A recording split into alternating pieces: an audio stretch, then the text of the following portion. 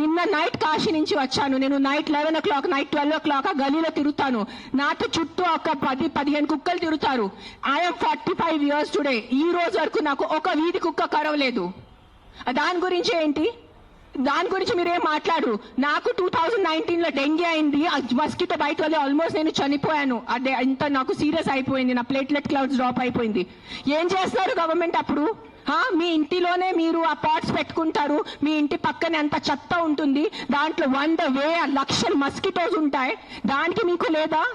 ఒక 4 నేను ఒప్పుకుంటాను. ఒక 100 కుక్కలు ఒక 5 కుక్క అగ్రెసివ్ ఉంటాయి. నేను ఒప్పుకుంటాను.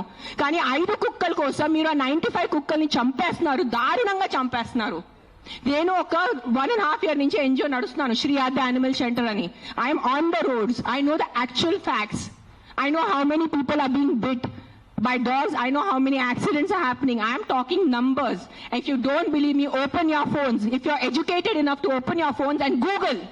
Please, for God's sake, Google how many people are dying in road accidents and how many people are dying of mosquito bites. దానికి ఏమి లేదు, దానికి ఏం ప్రొటెస్ట్ లేదు, దాని గురించి ఏం లేదు. కుక్కలు ఏం చేస్తారు మీ ఆ కుక్కలు వెనకాల పడి? పాప మా కుక్కలు ఆల్రెడీ వాడు వీధి కుక్క, ఆడికి దిండి ఉండదు, దిక్కు ఉండదు. అది ఏదో ఒకటే భరించాలి, ఏదో ఒకటే చేయాలి. It is a system failure, it is a government failure. ఆ కుక్క బ్రతికేది 10 సంవత్సరం. దానికి మీరు సరిగా ఏబీసీ చేస్తే, బర్త్ కంట్రోల్ చేస్తే, వ్యాక్సినేషన్స్ ఇస్తే 10 సంవత్సరాల కుక్క చనిపోతుంది. దాని తర్వాత దాని కుక్కలకి పిల్లలు ఉండదు. You will anyways have a dog free society. దానికి ఏంటి? ఎందుకు కుక్కల్ని చంపాలి?